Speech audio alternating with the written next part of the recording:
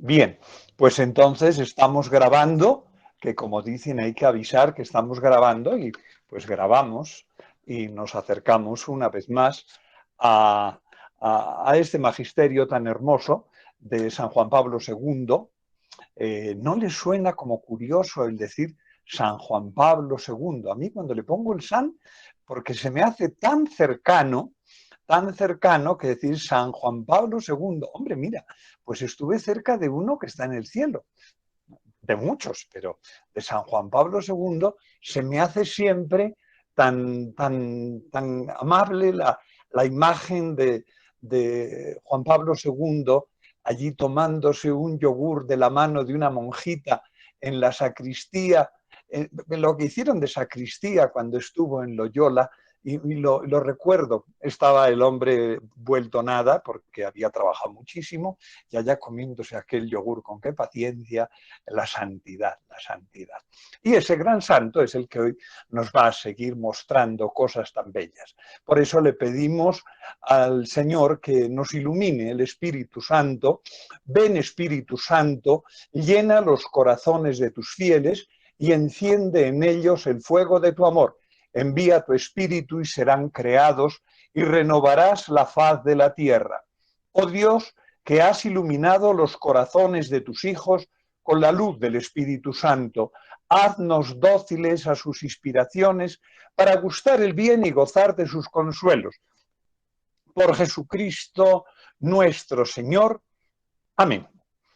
Continuamos pues en esta encíclica hermosa, hermosa porque tiene unas enseñanzas demasiado profundas, inmensamente bellas, y recordar que está escrita, es muy gracioso, porque está escrita para los obispos. Quiere decir que les está encomendando a los obispos que nos enseñen cuál es el camino de la esplendorosa verdad. Veritatis splendor, el esplendor de la verdad. Bien, habíamos dicho, vamos a hacer un pequeñito, un diminuto resumen, que Jesucristo es la luz verdadera que ilumina a los hombres y que es el objeto de esta encíclica. Y comienza con aquel texto de Mateo, ¿qué he de hacer para poseer la vida eterna? Le dice, maestro bueno, ¿y quién es bueno si no es Dios? Entonces es la cercanía, la búsqueda. ¿Qué tengo que hacer? Solo uno es bueno. Si quieres entrar a la vida eterna, a los mandamientos. Si quieres ser perfecto, ve, sígueme. Para Dios todo es posible. He aquí que yo estoy con vosotros todos los días hasta el fin del mundo. Bien, después continúa su santidad hablando en el capítulo que no nos conformemos con no nos conformemos con el mundo. Dice, hay que enseñar con a sana doctrina. Esto me parece que es muy importante porque ¿cuál es la sana doctrina? La sana doctrina cita a San Pablo porque hay tiempos, vendrán tiempos en los que la gente no buscará la buena, la, la buena doctrina, que es tan importante. Y entonces, por eso, su santidad lo que hace es, pues, buscar la sana doctrina, que es, conoceréis la verdad y la verdad os hará libres. Y entonces comenzamos aquí en este, en este momento a hablar de la libertad y de la ley, que es un tema pues tan importante para la moral y para la vida de cada día, entender qué es la ley y qué es la libertad. Y comienza con aquel episodio del Génesis en el que se come del árbol de la ciencia del bien y del mal, no comerás. Y puedes comer de todos menos de ese. Interpreta su santidad con eso que el bien y el mal están ahí, no los hacemos nosotros. esto va a ser importante. Lo que captamos nosotros, y es nuestra norma, es el bien que nos va a dar la libertad y la ley. Dice, Dios propone los mandamientos, que son el bien para los hombres. La ley parte del bien. El hombre no crea los valores, no es autónomo y soberano, sino que el bien está ahí y yo lo que acepto, lo que hago es acercarme al bien. Es un problema teológico. ¿Qué tenemos que hacer? Dice el Vaticano II, dice que la ética no es algo externo, sino que es absolutamente interior de la conciencia, teniendo en cuenta que el hombre es un animal caído, es un ser caído que tiene dificultades. La ley más que humana es de Dios. La razón participa de la ley de Dios. Lo que descubre nuestra razón es el orden instituido por Dios. Bien. Y dice, mucho cuidado, no hay un orden humano, que esta es una dificultad, acuérdense de cuando se habla de la Revolución Francesa y entonces pues los franceses se casan civilmente y luego se casan por la iglesia y es un acto cívico, cuando siempre los últimos que recuerdo son pues cuando se casó el príncipe de Mónaco con la sudafricana Marlene creo que es, y con esta, entonces se casaron y después se casaron por la iglesia. Y claro, el compromiso para un cristiano es el compromiso es compromiso. Y no hay un orden ético humano y un orden de salvación. El orden de salvación es un orden humano y el orden humano es un orden de salvación. Si no, yo recuerdo siempre cuando se está diciendo estas cosas que existe la ética humana y la ética divina, y pueden ser incluso hasta contradictorias, siempre me acuerdo del orden de la doble verdad que se proponía en el mundo musulmán. Existe la verdad de Dios y la verdad filosófica, y pueden incluso llevarse y ser contradictorias, y Alá será el que lo... No. El orden divino es un orden humano, y el orden humano es un orden divino. Bien, la Sagrada Escritura no sería más que una parenesis de sean buenos. No. La Iglesia tiene competencia en el orden humano y en el orden divino. No hay dos órdenes. Yo soy cristiano, mi persona es una persona cristiana. Esto es muy importante. Dios quiso dejar al hombre en manos de su propio albedrío. La creación, Dios hace cada cosa según su orden. Y lo material lo hace material, y lo inmaterial, y lo libre lo hace libre. Así dice Santo Tomás, y es tan importante. El hombre es el gobernador de la creación. Por lo tanto, si es el gobernador de la creación, es mucho más importante, es el gobernador de la propia humanidad, porque es el querer de Dios. Si no hay creación, si nos creemos dioses, se nos diluye nuestra persona, porque no lo somos.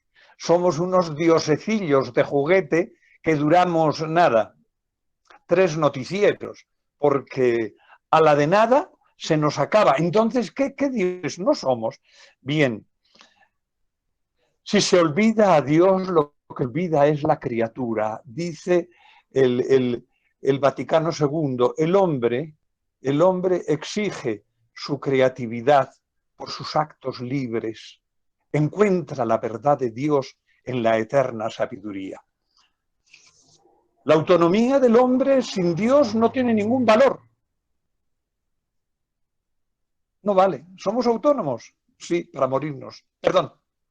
Es una autonomía, yo diría que de juguete, vale para tan poco. Si por el contrario somos criaturas que Dios nos ha hecho con autonomía, sí, porque estamos en manos del Creador. La libertad y la ley se compenetran. La obediencia y la desobediencia, hay que tener en cuenta que estamos buscando con nuestra libertad, la obediencia a la ley, porque en la ley es donde se manifiesta el querer de Dios. No es heteronomía, es aceptación con libertad. Dios me dice lo que tengo que hacer y libremente lo acepto y entonces sí. Bien.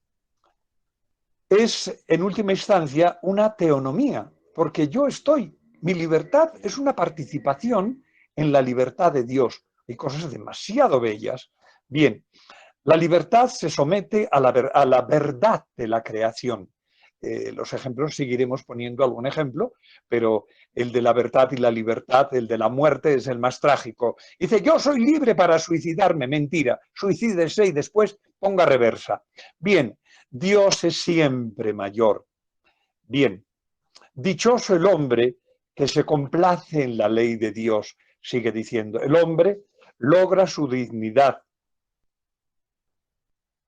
El hombre es libre y cuando está libre de toda esclavitud, entonces es dignamente libre. Las pasiones logran que el bien se nos disminuya y entonces perdemos la libertad.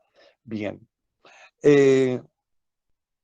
Las obras de justicia son hechas con y para Dios.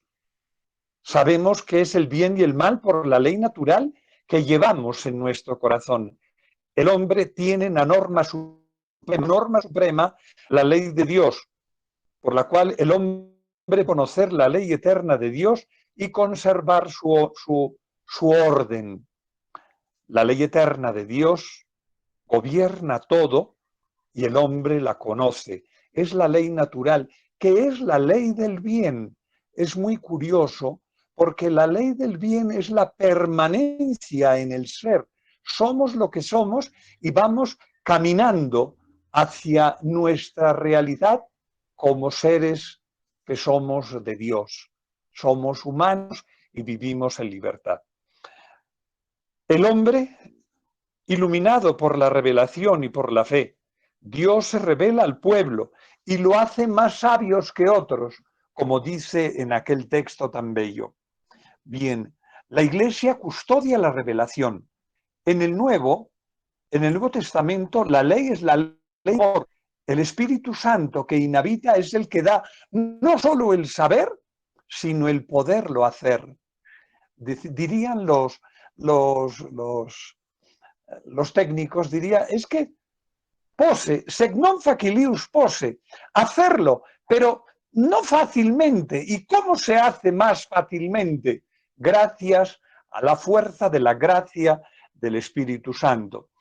El Espíritu Santo actúa por caridad. Toda la ley brota de Dios para el cuidado.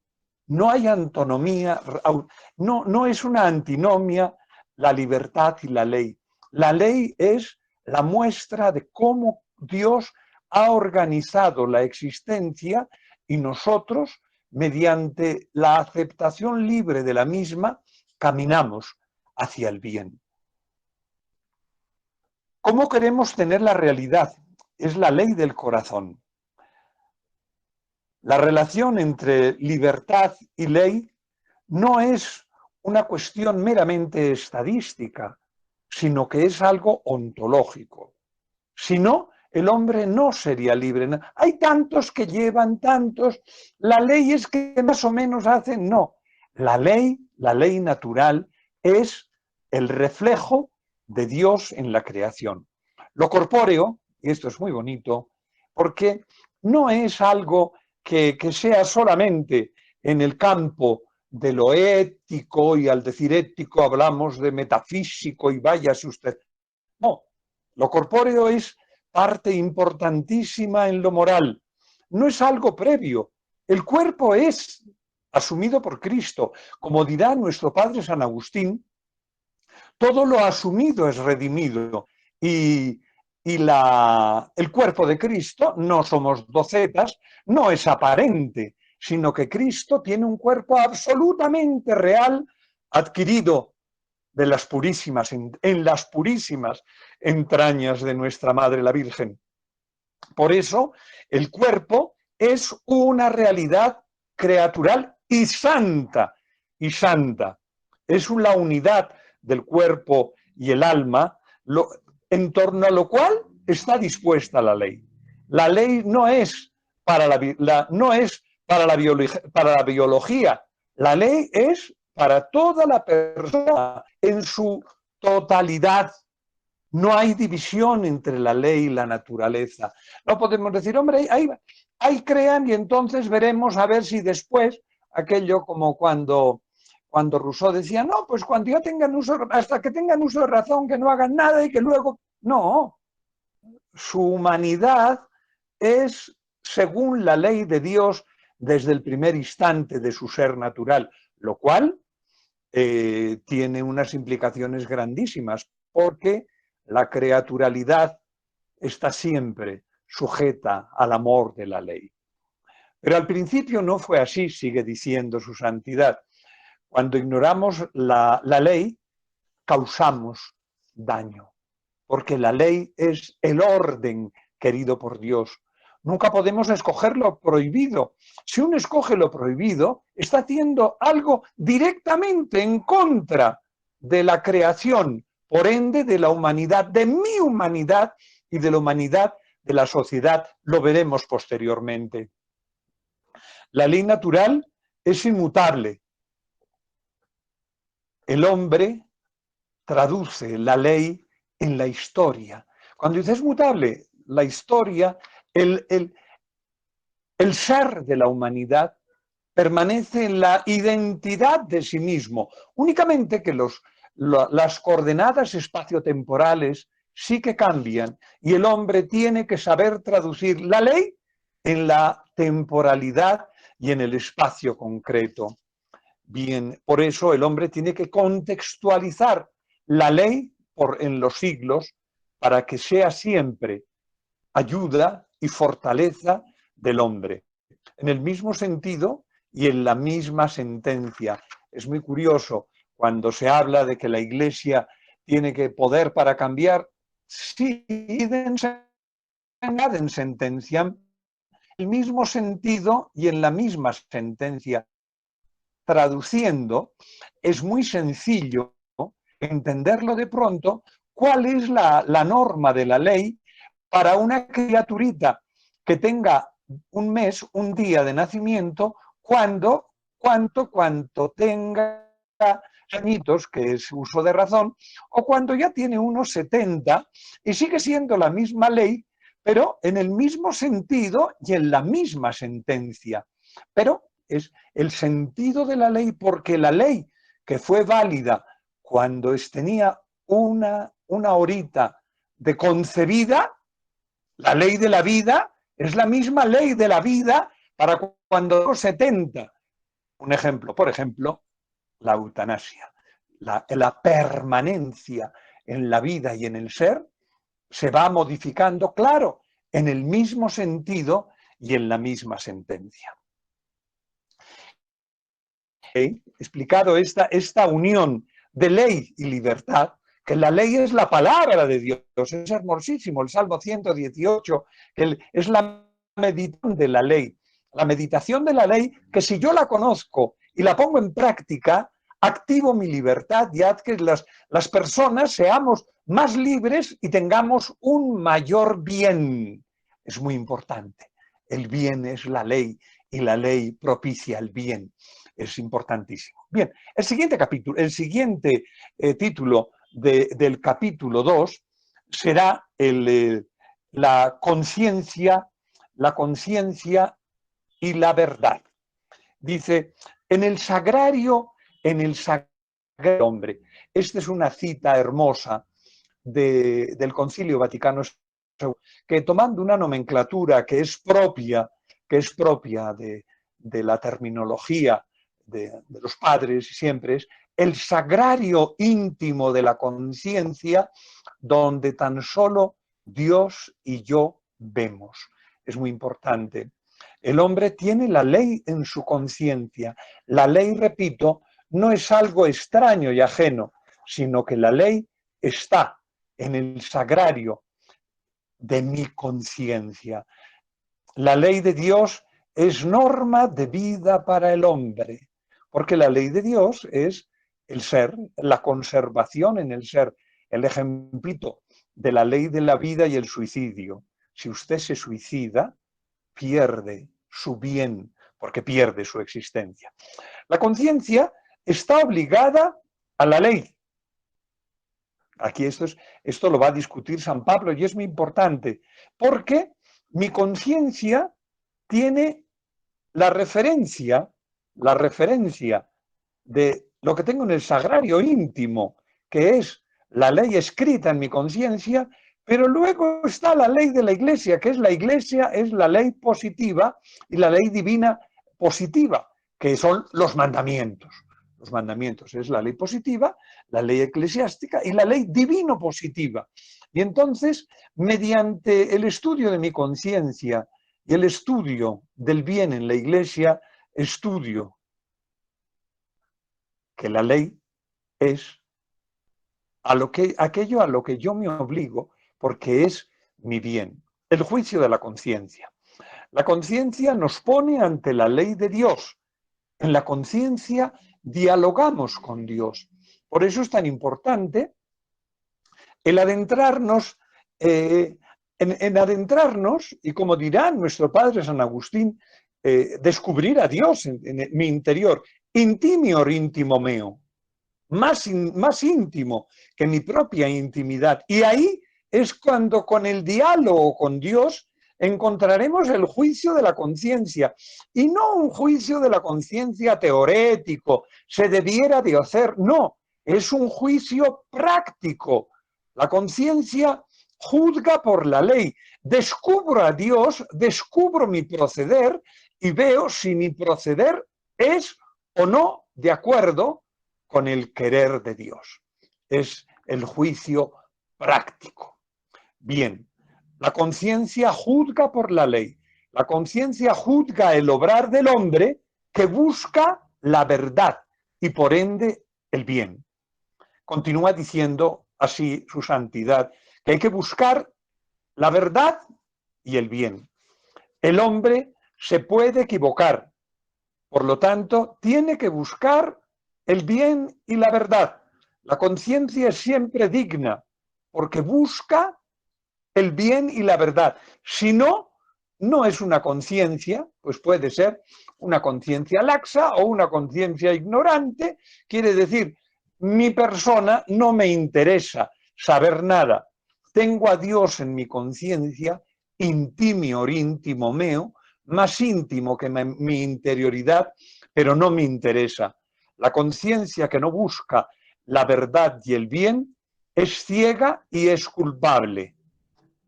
Es muy fuerte el tema. Hay que formar la conciencia buscando, pues, el bien y la verdad, con la ley y la luz de la Iglesia. Dirá Santo Tomás que ¿por qué hace falta la ley y por qué hace falta la revelación? Dice, para que todos, fácil y sin error, lleguen al conocimiento de la verdad, pues Dios nos ha dado su ley y nos ha dejado la Iglesia. Todos fácil y sin error. Por eso la búsqueda en la Iglesia es la apoyatura para que si tenemos menos tiempo, y claro, él aduce Santo Tomás, que claro, hay gente que no tiene tanto tiempo para dedicarse al menester de la búsqueda primaria que es el bien y la verdad, y por eso tenemos la revelación. Seguimos en el capítulo 2, en el numeral 3, que dice la elección fundamental y los compromisos concretos. Aquí va a haber, es una conceptualización moderna, la elección, el compromiso concreto y la elección fundamental. Y dice, sí, usted puede haber hecho un compromiso fundamental, pero en cambio sus compromisos concretos no son. Yo soy un cristiano muy comprometido, pero soy supremamente holgazán y mentiroso. Y sí, usted ha descubierto la verdad que es Cristo el Señor, se ha comprometido, pero sus actos concretos no van. Y esa es la opción fundamental, que no tiene por qué ir en contra, pero sí puede ir en contra de mis actos concretos. Tenemos que tener, como dice San Pablo en Gálatas, solo que no toméis en serio la libertad como pretexto para la carne. O sea, yo soy libre, luego hago lo que... No, no, pierdo. Si yo he hecho una opción por Cristo y opto después, hay que tener en cuenta que el numeral, el capítulo es que no optemos el capítulo dice, no os conforméis a la mentalidad del mundo. Es hermoso, no tenemos que vivir con el mundo, tenemos que vivir con el Señor. Y por eso habla de esta elección. En el mundo podemos ser muy veletas y andar así al retortero del aire que sopla. Y dice el Señor, no, dice con Gálatas, dice, no tengan ustedes la carne como excusa. Hay algunos que dicen, la opción fundamental es lo moral y la opción concreta es la ética. O sea, yo ya opto por Dios, luego lo quiero. No, qué pena, qué pena. Alguna vez me sucedió una cosa así que me pareció muy curioso. Lo juzgué desde el quietismo una vez en Los Ángeles, Estados Unidos. Unas personas me hicieron un planteamiento así. O sea, tenemos una opción fundamental. O sea, somos cristianos comprometidos, luego nuestros comportamientos concretos no valen. Y me chirrió hartísimo, que suele pasar en nuestros grupos eclesiales, donde gente pues muy buena, con unas grandes opciones fundamentales, porque son comprometidos con la Iglesia, donde luego dicen, pues cuáles son los pecados capitales, enumérenlos, pónganlos y véanlos si los encontramos en nuestras opciones concretas, que somos absolutamente comprometidos, pero somos envidiosos y perezosos, y ay, no sé, pecados capitales, ¿sí? Entonces, ojo, eso no es por acá. La opción fundamental es importantísima, es raíz de nuestra moral, pero nos dice, Señor, sígueme. No vale decir, sí, opto por Dios, pero luego coqueteo con cualquier otra tontería. No, sígueme. No hay que separar la opción fundamental con el cumplimiento concreto. ¿Sí? No se puede tener una opción fundamental y luego coquetear con el pecado, porque en última instancia es diciendo que no a Dios hoy. Cuando yo me dejo llevar, pues eso, de la soberbia, de la avaricia, de la pereza, primero soberbia, segundo avaricia, tercero cuarto, sí, séptimo pereza. Pues con cualquiera de los otros, sí, estamos muy comprometidos, pero mire usted, y entonces comemos prójimo por envidia o alguna otra cosa parecida, y yo ya he hecho una opción fundamental. No.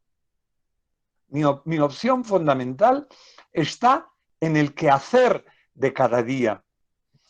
Bien, hay un pecado y después trata un tema que es, pues lo mismo, muy importante, el pecado mortal y el pecado venial. Con la opción fundamental, pues no se tendría que entender que uno que ha hecho una opción fundamental por Dios, pues tenga pecados mortales. Pero el hombre, la persona humana es libre y entonces sí es posible. Y ahora va a hacer el Santo Padre una definición de nuestro Padre San Agustín. Dice, para que sea mortal o venial, se trata del conocimiento y el consentimiento. La opción fundamental es distinto al pecado venial. Usted puede, obviamente, tener una opción fundamental por Dios, pero dejarse llevar por alguna de nuestras humanas miserias, pero no de una manera gravísima. Sí, pero yo soy perezoso y soy come prójimo, etcétera. Entonces, pues no hay... Pues, pueden convivir, qué duda. Pero Si hay un pecado mortal, dice que es con plena libertad, con pleno consentimiento, rechazar a Dios. Y aquí dice el Santo Padre, conversio ad creaturam, o en plural, hacia las criaturas, ad criaturas, en plural. Y podría ser que uno esté pensando, tenga un Cristo, pero en un momento cambia y da paso a la idolatría, a la apostasía o a cualquier pecado de los 10 y 15, 10 y 5, 15 que son. Pero entonces, hacer todo frente a Dios, adversio a conversio. Adversio, darle la espalda a Dios, volverse hacia las cosas gravemente, que lo hay, bien. Después continúa el texto hablando de qué es un acto moral. Me parece tan importante. Un acto moral es el acto moral es la referencia que tienen nuestros actos respecto a la salvación. Es muy importante porque hemos visto pues, que existe la libertad, que es la posibilidad de aceptar, existe la conciencia, que es que yo desde dentro de mi ser descubro lo que tiene que hacer, lo que tengo que hacer. Si lo hago es un acto virtuoso, si no lo hago es darle la espalda a Dios, y a eso le llamamos pecado, darle la espalda a Dios. Nuestros actos, en cuanto a actos humanos que están destinados al fin, que el fin es la salvación, eso es un acto moral. Lo que yo hago tiene una dimensión de trascendencia. ¿Qué quiere decir? Que es un acto moral. ¿Qué quiere decir? Que lo que yo hago vale para la eternidad. Y lo dice Jesús en un texto tan bello. Ni un vaso de agua que des a estos pequeñuelos quedará sin su pago. Lo que yo hago, una sonrisa, un vaso de agua, un amor, el más sencillo, es un acto moral, porque vale, es un tiquete para la vida eterna. Si bien, por el contrario, lo que hago yo es mirar con mala cara, comer prójimo, eso es un acto pecaminoso y es un pecado moral. Lo que yo hago es bueno o malo moralmente. Dios me está mirando como papá y ve lo que yo hago, y todo lo que yo hago vale, positivo o negativo, pero lo que yo hago es moral y vale para Dios. Por eso son actos morales. Bien, la ordenación de los actos los hace morales. En consecuencia, tenemos que ir hacia el bien, hacia Dios, que es el bien supremo. Lo moral es teleológico. Esa palabreja quiere decir que camina hacia un fin, teleos. Teleos es el final, la finalidad. Todo lo que yo hago tiene una finalidad. Tiene una finalidad. Y en última instancia, todo lo que yo hago es Dios. Por eso, lo moral es teleológico. Camina hacia un fin. ¿Qué haré? Le dice el muchacho, para ganar la vida eterna. Mis actos me dan o me quitan la vida eterna. Son fuente de moralidad. El fin, pero también los hechos concretos. No vale decir sí, opción fundamental. Yo quiero ir al cielo. ¿Y qué vas haciendo? No, yo hago todo lo contrario. Pues, mijito, está usted caminando, ha puesto usted la marcha reversa y de entradita lleva usted el freno de mano puesto.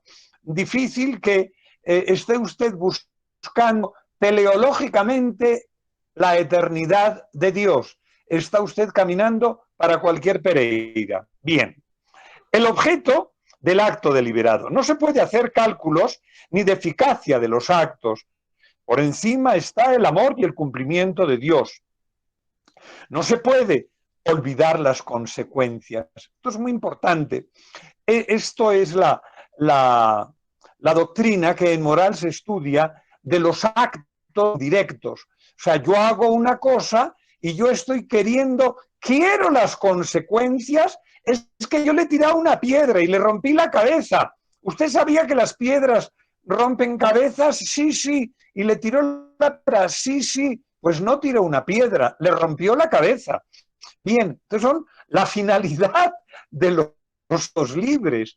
Usted asume lo que hace y sus consecuencias. El acto moral depende del objeto que yo busco, que sea racionalmente y deliberadamente. Yo quiero las consecuencias. Insisto, si yo tiro la piedra, es que le quiero romper la cabeza. Terrible, pero es así. Bien, no valen solo las buenas intenciones. Está muy curioso porque hay un dicho tan popular que dice, de buenas intenciones empedrado está el infierno. La buena intención sabe lo que busca, lo que hay detrás. Bien, dice San Alfonso María Ligorio, que es el gran maestro de la moral, dice que el bien hay que buscarlo de buena manera por Dios. Yo busco el bien de buena manera. Bona, boni, bone, diría nuestro padre San Agustín en la oración, dejémosle ahí, pero hay que buscar el bien y de buena manera. El mal intrínseco no es lícito de hacerlo nunca. No se puede ir en contra de los mandamientos directamente. Directamente no puedo ir en contra de ninguno de los 10 mandamientos porque hay cosas que son malas. No se puede ir, y aquí trae una cita del Vaticano II que les invito a que lo lean, es el numeral 80. En el numeral 80 hace una descripción de cuáles son las cosas que van en contra de la vida, y dicen en el 80 y el 81, y dice, es que es terrible.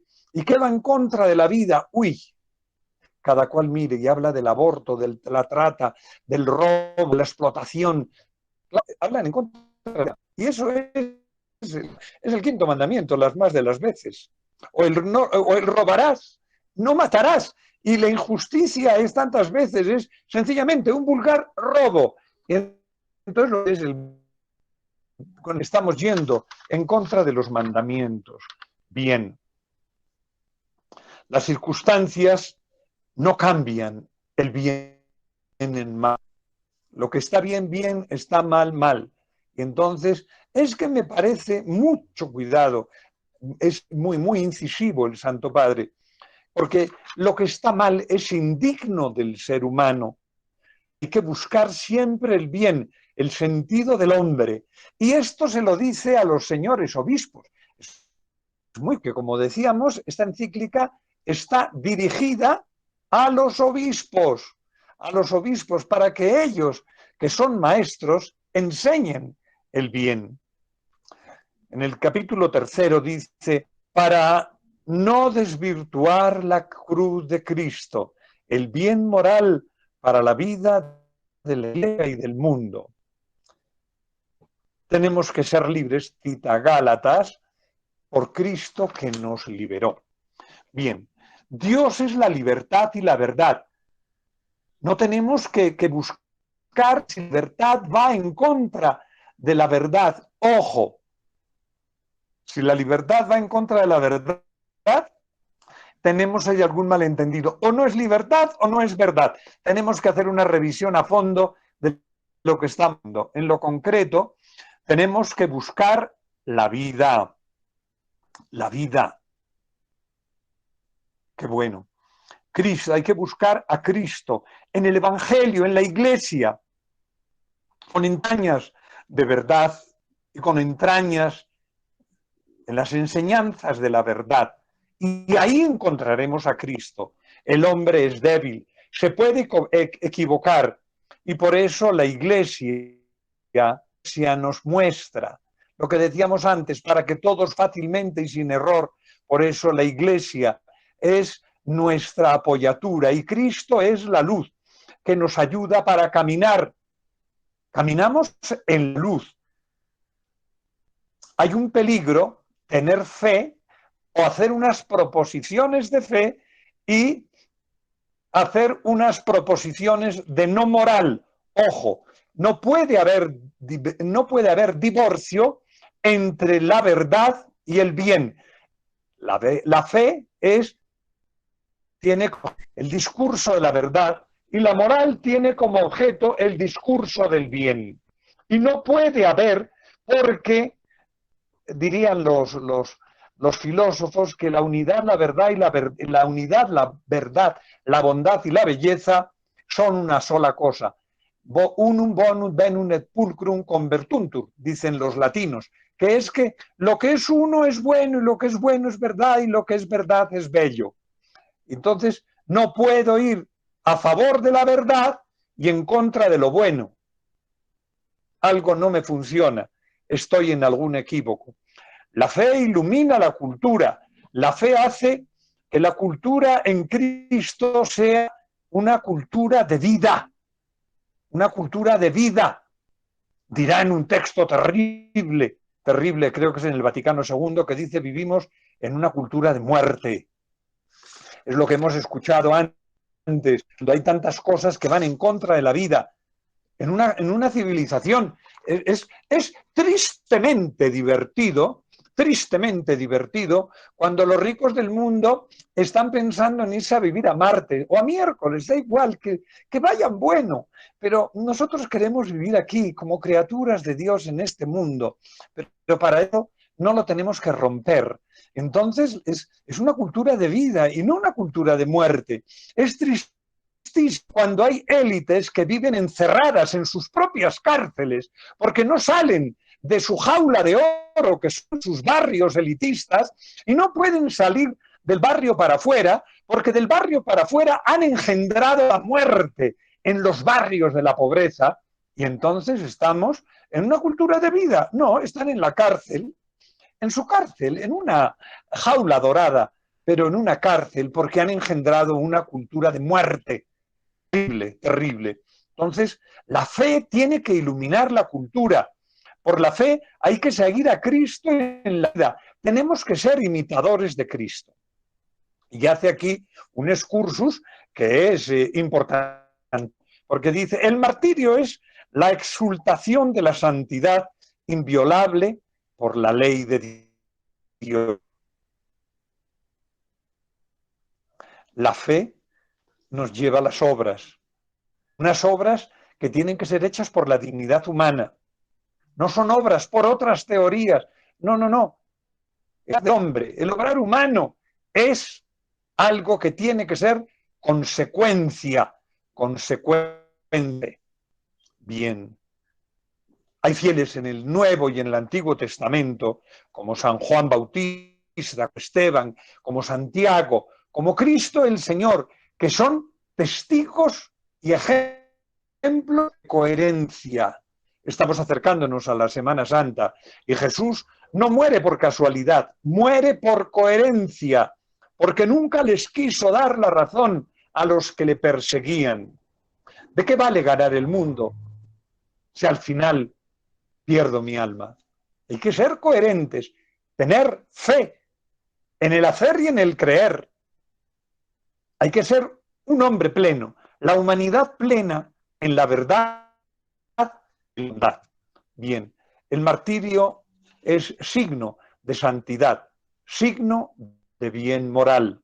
Diría yo, acordándome del padre Alesón de Feliz Recordación, que él siempre decía que existía martirio de espada y martirio de alfiler, que el martirio de espada pues era el martirio de Santiago que hemos dado, el mejor de San Juan Bautista, que le cortaron la cabeza de uno.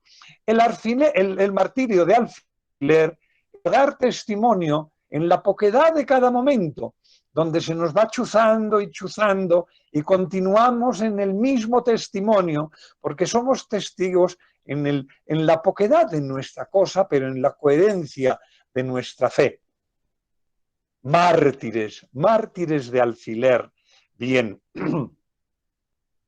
las normas morales universales inmutables al servicio de la persona y de la sociedad. Cristo fue intransigente con el mal, pero misericordioso con las personas. Qué bueno, recordando aquel texto que dice nuestro padre San Agustín, haciendo síntesis de este pensamiento, y estaba, no sé si en la actualidad estaba, hace muchos años que no he ido a la Picota, fui de visita una vez porque me llevaron las madres del Colegio Eucarístico Mercedario y recuerdo con mucha luminosidad, ponía un cartel, aquí entra la persona, el delito se queda fuera. Es frase de nuestro padre San Agustín, paráfrasis de la frase de nuestro padre San Agustín. Tenemos que estar, y dice, Jesús es intransigente con el mal, pero misericordioso con las personas. Hermoso el texto de la mujer pecadora que hemos leído recientemente, es muy importante. Él perdona a la mujer, perdona. ¿Nadie te ha condenado? Yo tampoco.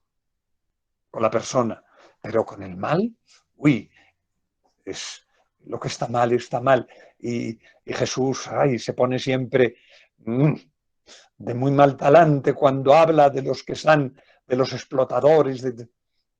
La Iglesia está al servicio de la norma para la humanidad. La norma está al servicio de la norma para los hombres. La Iglesia lo que cuida es a la persona concreta y a la sociedad. Por ejemplo, toda la doctrina social de la Iglesia es una doctrina social donde dice, mire, sociedad, si ustedes son supremamente injustos, y tenemos una sociedad muy injusta, no va a funcionar. Sí, sí, sí, vamos a tener mucho dinero. Sí, sí, pero vean ustedes, les repito el cuento de antes, las gentes que tienen mucho dinero, tantas y tantas veces han perdido el 99% de su libertad porque tienen que ir rodeados de guardaespaldas. No tienen libertad. Yendo en los cerros de Suba a visitar a una persona muy importante en el aspecto económico, y a mí me dio una tristeza inmensa subir donde aquella persona y que tenía allí un helipuerto y no había más que guardaespaldas por todas partes. ¡Qué susto! ¡Qué susto! No había libertad. Tenían mucho dinero, pero no tenían libertad. La justicia y la paz se besan.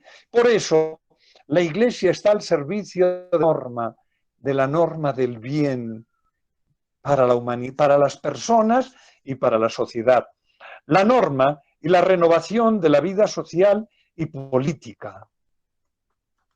Nuestra política que no funciona,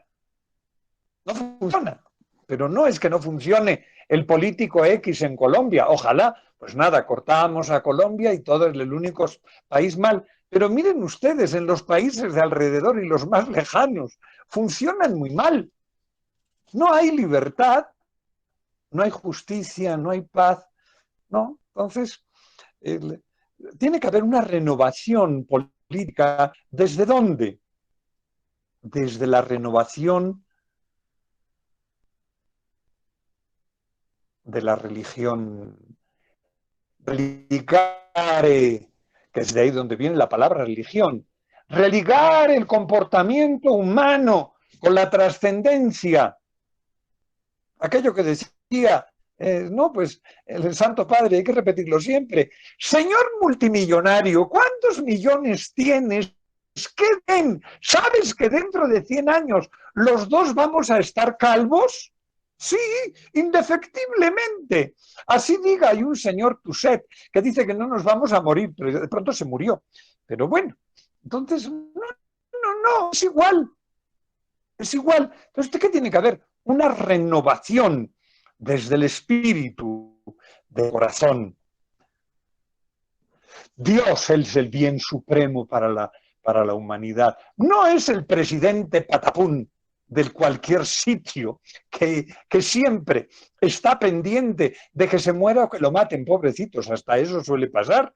No. Tiene que haber una renovación espiritual del mandatario y de los súbditos y de las leyes buscando el bien social. habla el catecismo de las virtudes que tienen que promoverse, como son la templanza, la justicia, la solidaridad, el bien social, doctrina social de la Iglesia, que la veremos posteriormente. ¿Por qué es tan importante? Hay que buscar el bien social donde vivimos los seres humanos, porque si no, se nos acaba la vida y el mundo.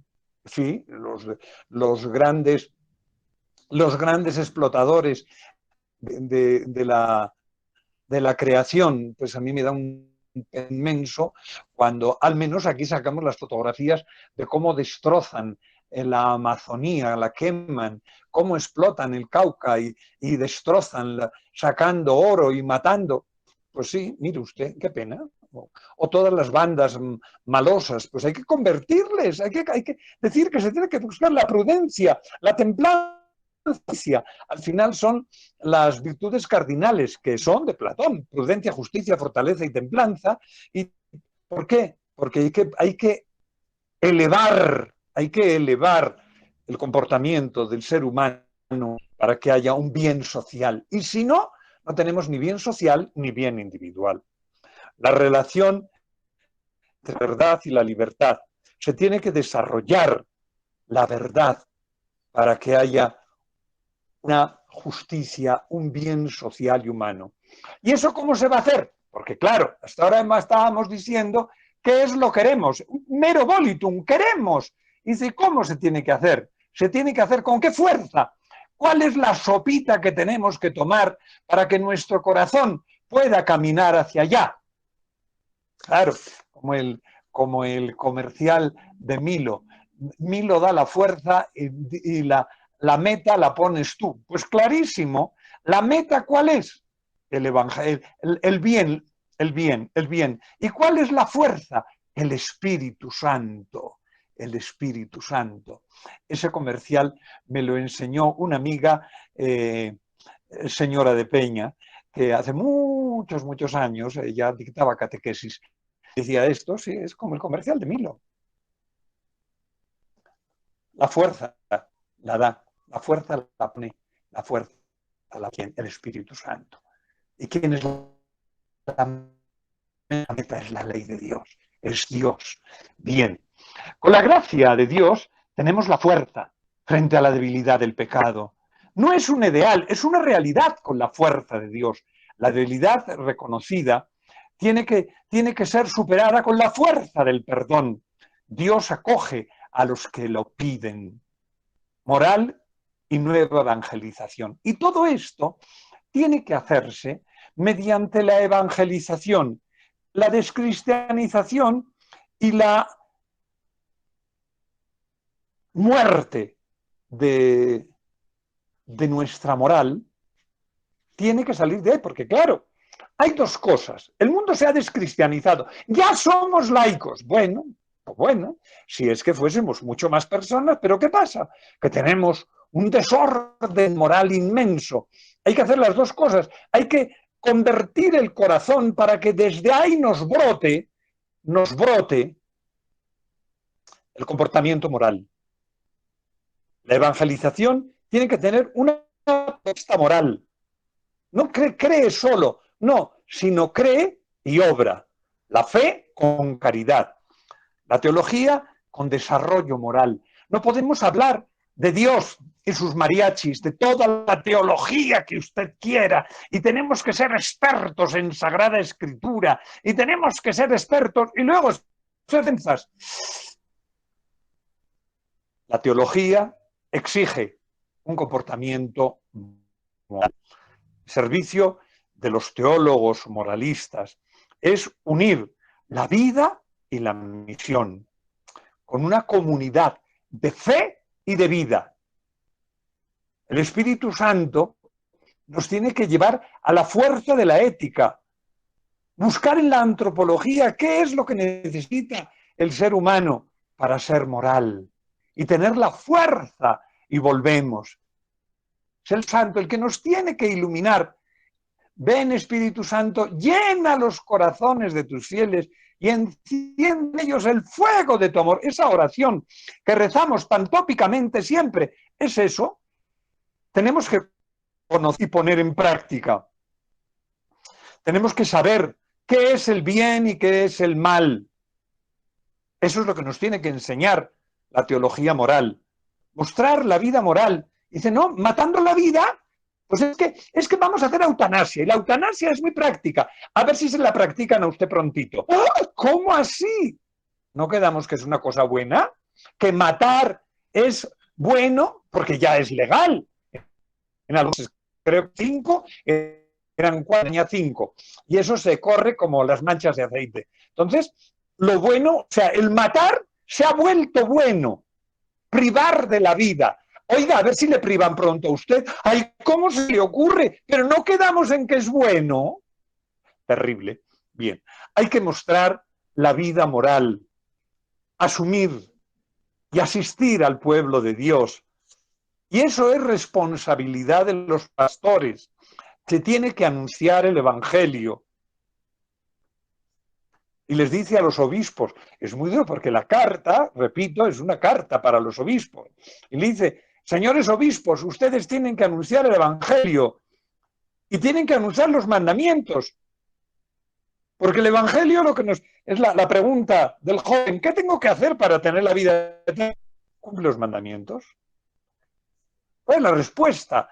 ¿Cuál es la respuesta moral? La respuesta moral es la caridad, que es Dios. Ojo, la caridad no es dar cosas, la caridad es tener el amor de Dios. Hay que cuidar al pueblo, hay que vigilar qué es lo que sucede. Qué bueno que seamos esto, porque lo dice su santidad, dice para los obispos, para los pastores. Y pastores somos todos. Hay una persona aquí en nuestra parroquia de San Joaquín que una vez dije, porque así lo siento, que todos tenemos que ser pastores. Creo que fue el domingo del Buen Pastor. E invité a todas las personas a pastorear, a todas. Y esta persona me dijo, qué bueno, padre, lo que ha dicho usted. En el momento no le entendí, porque no me... No, lo que dijo él, y claro, entendí, clarísimo. Él es una persona que ha tenido pues hasta ocupaciones de un poquito más rango que las que tenemos cualquiera de los mortales. Es una persona intelectualmente con posgrados de literatura y cosas bellas. Le entendí. Dije, claro, me ha entendido que estaba diciendo que todos tenemos que ser pastores. Y entonces esta encíclica, que es dicha para los obispos, que tenemos que predicar el Evangelio para caminar con una respuesta moral a la vida eterna, esta persona le entendí. Y yo creo que lo entendí un poquito más para mí. Bendito sea Dios. Todos y cada uno tenemos que ser pastores, obispos. ¿Saben ustedes? La palabra obispo viene de vigilante, del verbo jorao, que es vigilante. Los que vigilan, todos tenemos que ser, pero no tenemos que mirar así como curioso a ver qué es lo que hace de malo, no, tenemos que vigilar con amor, como una mamá vigila por su criatura para que crezca. Todos somos obispos, cuidadores de la vida del otro, no para sacarle los chiritos al sol, sino para ayudarle a crecer. Y acaba diciendo el Santo Padre en la conclusión, que no podía ser de otra manera, y dice que sea María, Madre de Misericordia, la que nos ayude en esta tarea.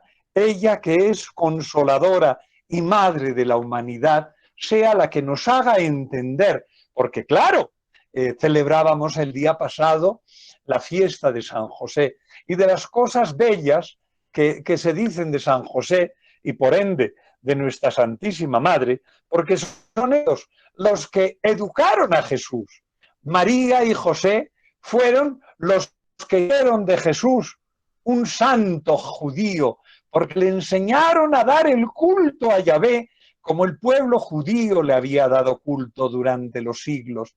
Por eso, que sea ella, María, Madre de Misericordia, Acuérdense que quiere decir misericordia. ¿Qué quiere decir misericordia? Cordis miser dia, quiere decir el corazón vuelto hacia los necesitados, hacia los miserables, miser, al que no tiene, el corazón vuelto hacia los que no tienen. Tenemos que ser misericordiosos a imitación de nuestra Santísima Madre. Y así acaba su santidad Juan Pablo II diciendo en esta encíclica tan bella, que la resumo en poquitas palabras: ley, conciencia, acto moral por el bien y la verdad, para que seamos felices aquí y felices en la eterna gloria. Y si no seguimos ese camino, no seremos ni felices aquí ni felices en la eterna gloria, porque esto, sumándome a alguna sentencia que decía un padre al cual yo quería mucho, y decía: la eternidad comienza hoy. Hoy tenemos que ser personas que vivamos en la alegría del amor de Dios. Gloria al Padre y al Hijo y al Espíritu Santo, como era en el principio, ahora y siempre, y por los de los siglos. Amén. Y que nos bendiga Dios, que es Padre, Hijo y Espíritu Santo. Muy buenas tardes.